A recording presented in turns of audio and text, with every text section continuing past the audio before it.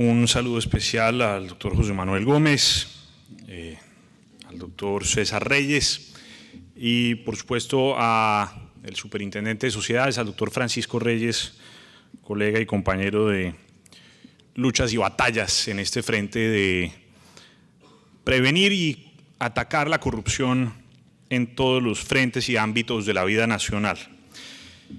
Bueno, yo quiero empezar esta intervención con un enfoque un poquito distinto sobre la corrupción transnacional. Voy a empezar contándoles algo que ocurrió este año, el 12 de mayo, en Londres. 40 países se dieron cita en la capital del Reino Unido, en algo que el mundo conoció como la Cumbre Global Anticorrupción. Es una cumbre que tenía por propósito intentar sacar del estado catatónico en el que se encuentra la lucha contra la corrupción a nivel internacional. Tanto el doctor César Reyes como el doctor Francisco han mencionado varios instrumentos de lucha contra la corrupción.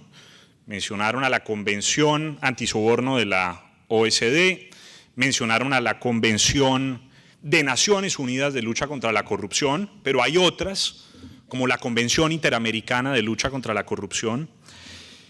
Pero lo cierto es que esos tres instrumentos que acabo de mencionar están viviendo una especie de letargo del cual parecen no lograr salir. Periódicamente se realizan una serie de reuniones en distintos lugares del planeta, a veces en Viena, haciéndole seguimiento a la Convención de Naciones Unidas, otras tantas en Washington, haciéndole seguimiento a la Convención Interamericana. Se hacen sesiones periódicas en París, haciéndole seguimiento al cumplimiento por parte de los países de la Convención Antisoborno. Y en todos esos escenarios lo que uno percibe, y les cuento cuál es mi visión sobre esto, es que hay una especie de tecnocracia internacional especializada en estos temas que no ha logrado darse cuenta de que estamos en una especie de parálisis en materia de lucha contra la corrupción a nivel internacional. Lo que la Cumbre Global Anticorrupción de Londres estaba intentando hacer o ha intentado hacer es darle una especie de sacudón violento a todos los países que realmente están comprometidos en esta agenda de luchar contra la corrupción, pero también de mejorar los instrumentos que tenemos a nuestro alcance para mejorar la recuperación de activos, para prevenir el terrorismo, para prevenir el blanqueo de capitales que se vale de distintos mecanismos y artilugios para ocultar los bienes y activos que son fruto de la corrupción. La Cumbre Global entonces intenta responder a esa gran frustración que sienten muchos países, incluidos el nuestro, frente a ese letargo de lo que son las demás convenciones en materia de lucha contra la corrupción. ¿Por qué la frustración es tan grande? Lo cierto es, queridos amigos y amigas, que los instrumentos con los que hoy contamos no nos han servido para muchas cosas. No nos han servido para recuperar activos realmente. Intentar recuperar activos de un paraíso fiscal es una labor prácticamente imposible. Intentar recuperar activos de un país, así no sea un paraíso fiscal, también es una tarea prácticamente imposible. El simple trámite de una solicitud de cooperación judicial internacional puede tomar entre 8 meses y 2 años. Y mientras tanto, las víctimas de los actos de corrupción, bien sean los países o bien sean particulares, siguen sufriendo las consecuencias de la incapacidad de los estados y de la comunidad internacional de dar respuestas efectivas, reales, tangibles, útiles a esos procesos de corrupción de alcance transnacional.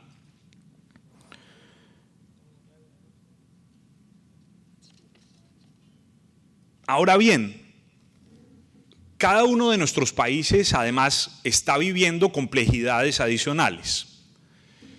Colombia, por ejemplo, tiene como parte de su legislación ahora esta ley antisoborno, la ley 1778. Colombia es un país signatario de la Convención Antisoborno de la OSD. Pero resulta que cuando llega la hora de tomar decisiones de fondo sobre casos en los cuales hay algún tipo de contacto con episodios de soborno transnacional o simplemente de la actividad empresarial de compañías que operan en otros países y que después vienen a la nuestra a hacer negocios, nos vemos en serias dificultades. Yo creo que todos ustedes han podido ver el gran debate nacional que ha girado alrededor del episodio de Odebrecht. Odebrecht en Brasil ha sido involucrado en una serie de episodios de soborno en ese país, de enriquecimiento ilícito y de lavado de activos que involucra a servidores públicos de ese país, pero resulta que Odebrecht tiene negocios en Colombia. Y la opinión pública, los ciudadanos no entienden por qué esa empresa que en otros países está involucrada en este tipo de problemas puede realizar negocios tranquilamente en Colombia, sin que pase nada. Y ahí lo cierto es que hay que hacer un trabajo de pedagogía, y en eso me parece muy acertado lo que está intentando hacer el doctor Francisco Reyes acá, y es explicar realmente qué es el soborno transnacional y qué es el soborno transnacional visto desde Colombia.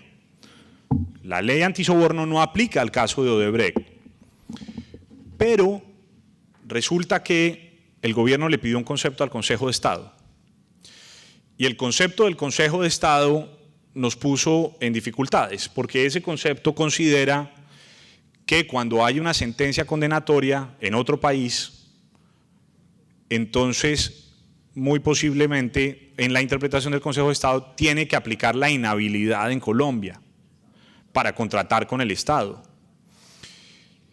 Pero el Consejo de Estado no resuelve un montón de dudas que surgen alrededor de todo este tema, como por ejemplo, ¿cómo le doy validez a esa sentencia proferida por una autoridad de otro país? ¿Quién tiene la carga de iniciar un proceso de exequatur de la sentencia? ¿Tiene que darse ese proceso, sí o no? Si en Colombia no hay un proceso judicial en curso por un acto de corrupción, entonces ¿a cuenta de qué vamos a pedir la iniciación de un mecanismo de cooperación judicial internacional? Es decir, el concepto de Estado nos dejó en el peor de los mundos posibles. Nos generó una cantidad de confusiones que no tienen respuesta ni en la ley ni en la jurisprudencia, y que además ha generado mayor inquietud por parte de la ciudadanía, con razón. En suma, todo este tema de la lucha contra la corrupción a nivel internacional está en una especie de fase de crisis que la cumbre de mayo intenta superar. ¿A qué se comprometió Colombia y a qué se comprometieron los países que asistieron a dicha cumbre? Lo primero a lo que nos obligamos, y yo creo que este es el hito más importante de esa cumbre, fue a crear un registro centralizado de beneficiarios reales de compañías.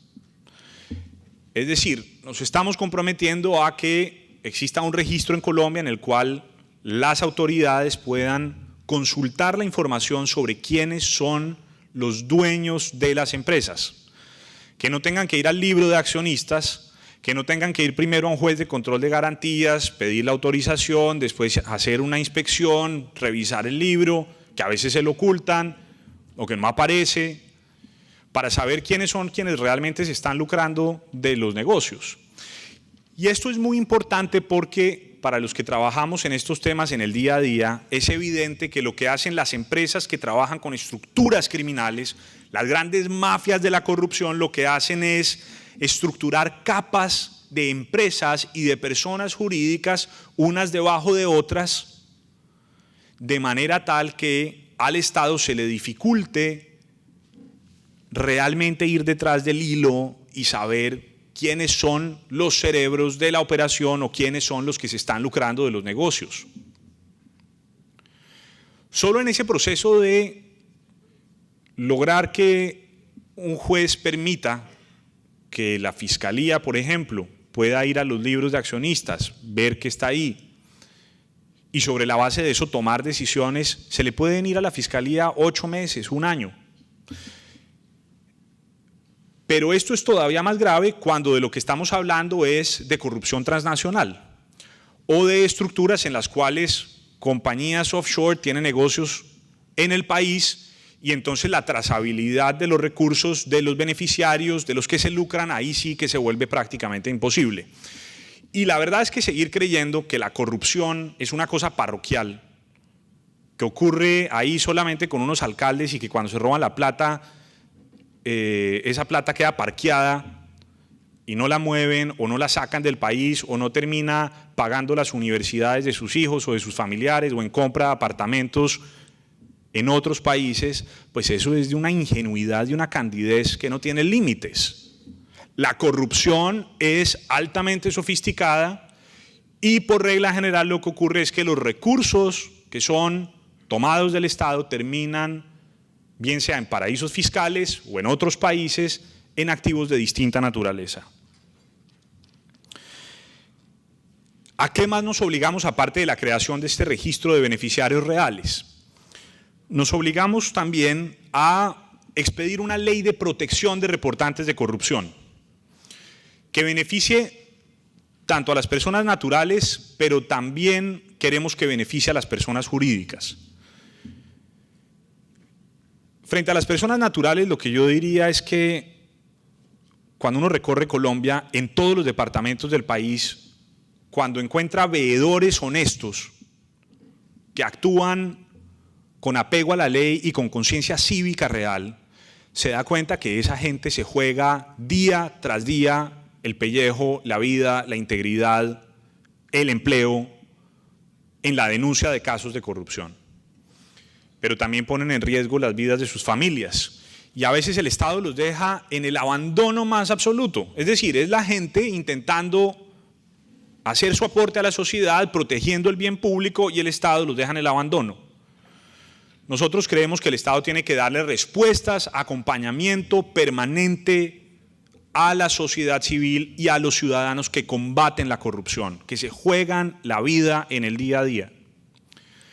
Pero también creemos que hay que proteger a las empresas que denuncian la corrupción, porque yo creo que la gran lección que deja el caso de PetroTiger es que en ocasiones una empresa puede acudir al Estado, denunciar los actos de corrupción de los que tuvo conocimiento y desafortunadamente el Estado, en su interés de protegerse, de realizar la debida diligencia para disminuir los riesgos para el Estado, termina generando un castigo que a todas luces resulta contradictorio y paradójico y que por supuesto desincentiva la denuncia. PetroTiger terminó convertido en una especie de paria en el mundo de la industria extractiva. Y lo cierto es que PetroTiger denunció las conductas de las que tuvo conocimiento, que logró encontrar en su contabilidad tanto en los Estados Unidos como en Colombia. Y lo cierto es que los nuevos controlantes de esa compañía, en la cual ya no estaban Joseph Siegelman y los otros personajes que participaron de ese entramado de corrupción, pues terminaron sufriendo unas consecuencias absolutamente gravosas y que terminaron enviando un mensaje social equivocado. Nos comprometimos a otra cosa también, nos comprometimos a fortalecer la cooperación internacional en materia de detección de operaciones de lavado de activos. La idea que plantea la Cumbre Global Anticorrupción y su declaración de compromisos es que pueda existir una especie de gran centro internacional de capacitación y acompañamiento a las unidades de información y análisis financiero de los países, que pueda haber una formación permanente a esas personas y que pueda haber unos puntos de contacto que operen de manera mucho más armónica y coordinada en tiempo real, sin tener que esperar a que den la vuelta a todos los procesos de cooperación judicial internacional que necesariamente involucran a las Cortes o a la Fiscalía y a la Cancillería de los distintos países. Necesitamos herramientas mucho más expeditas. Por supuesto, también hay compromisos en materia de impulso del nivel de compromiso del sector privado en materia de lucha contra la corrupción, y ahí es en donde el rol de la Superintendencia de Sociedades en este caso se vuelve tan importante. El doctor Francisco Reyes y yo sabe que a lo largo de todo el proceso de redacción del proyecto de ley antisoborno y de la reglamentación y de la expedición de las circulares que ha venido con posterioridad, hemos tenido puntos de vista divergentes. El punto de vista de la Secretaría de Transparencia es un poco más agresivo, incluso, o digamos, más ambicioso, no agresivo sino ambicioso. Una de las discusiones grandes que tuvimos a lo largo del trámite de la ley antisoborno fue si la Superintendencia de Sociedades debía tener competencia para sancionar también a las empresas que sobornaran a funcionarios públicos colombianos.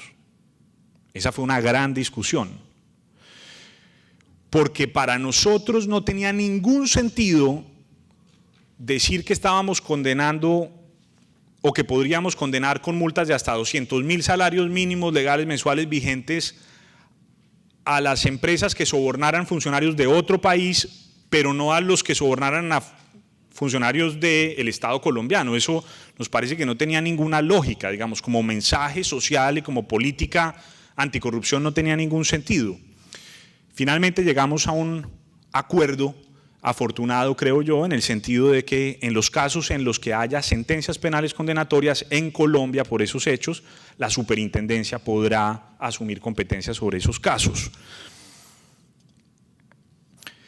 Pero otro de los temas en los cuales hemos tenido posiciones divergentes tiene que ver también con el alcance de cuáles son las empresas o las compañías que deben cumplir con ciertos planes de prevención de corrupción y de compliance. La visión de la Superintendencia, que por supuesto yo respeto muchísimo, es un poco más moderada, le apunta a un universo de compañías relativamente reducido, que tiene negocios de alcance transnacional y que se perfila en lo que la Superintendencia ha considerado que son unas áreas de riesgo importantes. Nosotros como Secretaría de Transparencia creemos que podríamos ser un poco más audaces y que estamos desaprovechando una oportunidad importante para sumar a este gran esfuerzo colectivo nacional que tiene que ser luchar contra la corrupción a todo el universo empresarial que tiene que hacer su aporte en esta materia. Estamos intentando persuadir al doctor Reyes de que podamos avanzar en esa dirección. Entiendo las razones por las cuales ellos lo consideran difícil, pero desde la Secretaría de Transparencia estamos haciendo ese esfuerzo también. Ahora bien, todos estos esfuerzos y los compromisos que asumimos en la Cumbre Global Anticorrupción de Londres son importantes por otra razón también, y es el contexto histórico en el cual se encuentra Colombia. Y por supuesto yo creo que ustedes no se pueden imaginar que un funcionario público pueda hablar hoy en día de cualquier tema sin mencionar el tema de la paz y sin mencionar el tema de los acuerdos de La Habana. Aquí yo quiero decir lo siguiente: los acuerdos de La Habana establecen una serie de compromisos muy importantes en materia de lucha contra la corrupción. En particular, debido a la preocupación de las partes que negociaron sobre la estrecha relación que históricamente ha existido en Colombia entre varios fenómenos: el fenómeno del narcotráfico y la función pública, el fenómeno de la captura institucional y la corrupción, el fenómeno del desplazamiento forzado y la corrupción, entre muchos otros. pero también el fenómeno del paramilitarismo, la captura institucional y la corrupción. Para los entendidos de la materia, por ejemplo, en la materia, durante las últimas 2 décadas, el sector de la salud, por ejemplo, en el noroeste de Colombia estuvo completamente capturado por el paramilitarismo, pero en los llanos orientales, en determinados departamentos, estuvo capturado por las guerrillas. Y en general, esa relación entre corrupción y violencia es clara, es permanente y genera una espiral decadente del cual hay que salir con urgencia. César y Francisco mencionaban el índice de percepción de corrupción, y yo aquí aprovecho para hacer un paréntesis. Ese índice de Transparencia Internacional no mide la corrupción de los países, mide la percepción de corrupción en los países. Y lo cierto es que los 10 últimos países que están en esa lista, todos sin excepción, hoy en día, únicamente dejando de lado a Venezuela, son países que tienen conflicto armado interno histórico de décadas. ¿Eso qué significa? Que existe una relación directa entre la violencia, el conflicto armado y la percepción de corrupción en un país. Los acuerdos de La Habana nos brindan una oportunidad muy importante para intentar salir de ese espiral perverso de violencia y corrupción. Nos permiten hacer un esfuerzo histórico adicional de reformar el sistema electoral, de reformar el sistema político, de reformar el sistema de contratación pública y de reformar esa relación simbiótica perversa que ha existido muchas veces en este país entre las distintas organizaciones ilegales y la institucionalidad.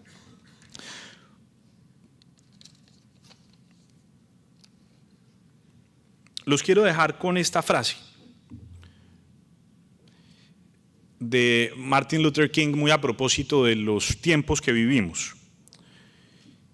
Dice lo siguiente: el fin que debemos perseguir es lograr convertirnos en una sociedad que pueda vivir en paz consigo misma, una sociedad que pueda vivir con la conciencia tranquila.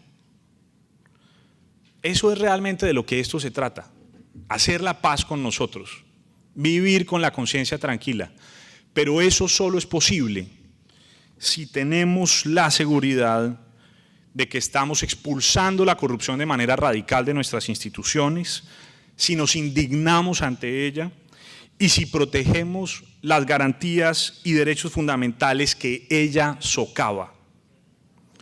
Solo así lograremos construir un país del cual sentirnos verdaderamente orgullosos y caminar siempre con la frente en alto. Muchas gracias.